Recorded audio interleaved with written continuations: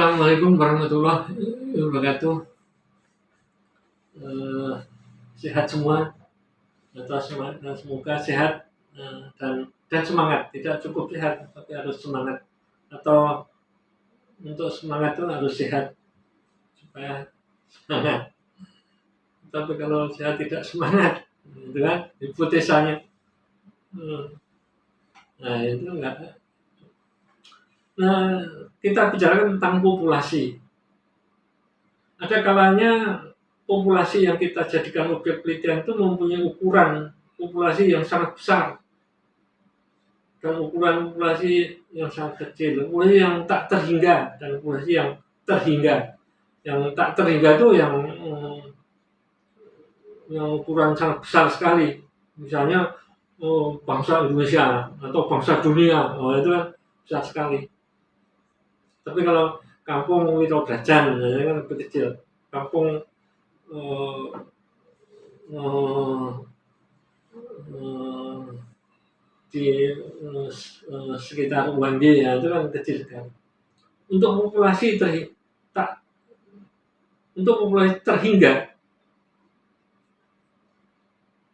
itu yang kecil atau kecil, kita dapat mengambil data dari seluruh anggota populasi. Tetapi untuk populasi yang tak terhingga atau besar, maka memerlukan biaya besar, tenaga, waktu lama, sehingga tidak mungkin mengambil data seluruh anggota populasi. Maka kalau mengambil hanya kelas saja, kelas G atau kelas H itu kan satu kelas 40, jadi kan tidak terlalu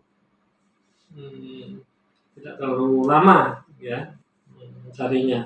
Itu misalnya ya.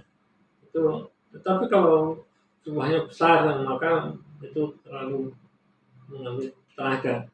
Jika populasi mempunyai sangat besar, kita dapat mengambil sebagian saja. Data yang sebagian populasi itu diharapkan mewakili, menggambarkan seluruh anggota populasi yang kemudian disebut sampel atau bagian dari.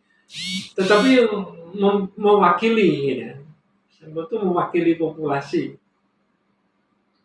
Anggotanya dikenali sebagai anggota sampel, dan banyaknya anggota sampel disebut dengan ukuran sampel. Nah, bagaimana cara mengambil sampel? Jadi sampel dapat dikatakan sebagai bagian dari populasi yang diambil dengan menggunakan metode tertentu. Nah, tidak sembarang. Kalau 40 ya seluruhnya aja. Tapi kalau mahasiswa UMY atau HI seluruhnya yang 1000 misalnya, itu ya ambil sampel. Ada dua pertimbangan dalam menarik sampel agar mewakili populasi, yaitu ukuran sampel dan metode penarikan sampel. Ukuran sampel sebenarnya tidak ada satu ketetapan yang mutlak sebetulnya mengenai perbandingan ukuran sampel terhadap ukuran populasi yang diambil. Tetapi semakin besar ukuran sampel, semakin besar kemungkinan populasi boleh diwakili sampel. Jadi semakin sampel itu besar maka semakin benar kan, semakin lebih benar. Tetapi kan itu tenaga, biaya dan sebagainya.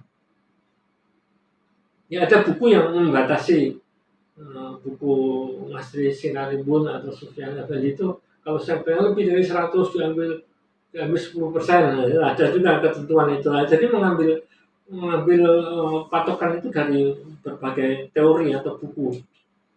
Jika mengambil ukuran sampel yang besar, kemungkinan kita akan menghadapi masalah waktu, uang, dan tenaga yang lebih besar. Akan tetapi jika mengambil sampel kecil, maka khawatir sampel tidak mewakili populasi, ya kan? Tidak terwakili dari jumlah yang besar itu. Besarnya ukuran sampel ditentukan berbagai pertimbangan, yaitu tingkat homogen, sudah hampir sama, homogen populasi, besarnya penyimpangan dan tingkat kepercayaan. Jadi kalau seperti pilkada itu kan homogen atau tidak, di kota atau di desa dan seterusnya. Selain ukuran sampel, juga metode penarikan sampel. Metodenya Metode penarikan sampel adalah cara menentukan ukuran sampel dan mengambil sampel yang akan dijadikan sumber data dengan memperhatikan sifat-sifat dan distribusi populasi, misalnya homogen atau tidak homogen, agar dipilih sampel yang dapat mempresentasikan populasi, mewakili populasi. Nah, caranya itu yang harus lebih teliti. Ada yang dikenal sampel acak sederhana atau SAS. Sampel acak sederhana. Kita mengambil sampel dari populasi sehingga setiap anggota populasi mempunyai peluang yang sama untuk dijadikan sampel. Besarnya peluang anggota populasi menjadi sampel keterkaitan dan perbandingan antara ukuran sampel dengan ukuran populasi. Jadi acak sampel sederhana. Demikian mengenai penarikan sampel, coba dipraktekkan di antara misalnya satu kelas atau ya satu RT, nah, bisa juga. Demikian untuk kali ini, kita lanjutkan minggu berikutnya. Assalamualaikum warahmatullahi wabarakatuh.